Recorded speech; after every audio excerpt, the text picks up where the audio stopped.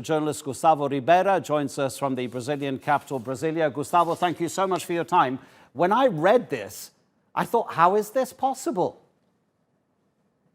Well, the government has put in place a 600 reais, or which amounts to $110 stipend, which is for a limited amount of months to help people in offsetting the economic effects of the pandemic. And while it doesn't seem much, it is more money than millions of Brazilians have ever seen in their lives in a full month. It has accounted for 97% of the revenue of the poorest 10% of Brazilians. So that explains why Brazilians are rallying around Bolsonaro, because they identify him as the responsible for that extra income that is saving millions of people from extreme poverty, even if, and this is interesting, his administration was against that stipend, and it was Congress that has put it in place. But the government has very skillfully worked this communication into convincing people that the president was the person responsible for that extra income. So if it's the lower income population that is in support of obviously receiving extra money, who are the people who a couple of months ago were regularly banging their pots and pans together, calling for Bolsonaro to resign? Were they more middle-class housewives and people who don't have the same daily struggles as the lower income population? Well, a big part of those window protests were from upper middle class people. It's important to say that while those protests were happen in many states and many cities, they are more nuclear than a widespread sentiment.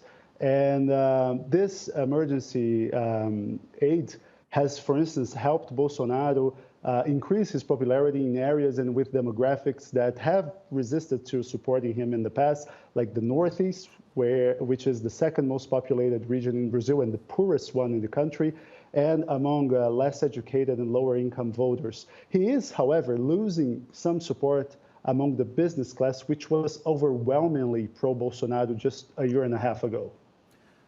There was a former health minister who resigned in protest at Bolsonaro's attitude and direction that he was taking the country in during the worst of the coronavirus pandemic. And he has said that Bolsonaro is destroying the country. I mean, has he changed his attitude in terms of having previously been out and about without a mask, telling people to go to work, to have barbecues, to go out to restaurants? Has he changed his attitude at all? Or is he still exactly the same, basically saying to people, and he literally pretty much said this, to paraphrase, lots of people are going to die, get used to it? No, he hasn't changed his stance. Bolsonaro has been quite consistent in his approach to the coronavirus. And what is interesting is that the same poll you mentioned that shows a bump in support also shows that respect for social isolation guidelines is much lower in people that trust the government as opposed to those who don't trust the government. Bolsonaro has used his own coronavirus infection as a way to prove his argument and say, nothing happened to me because I was right in saying that the coronavirus is not that big of a deal. It's, in his words, like catching rain.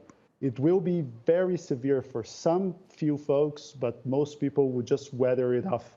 And many people do believe the president. Gustavo, thanks for coming on to the program. Really interesting to hear what's happening in Brazil. Gustavo Ribeiro from Brasilia.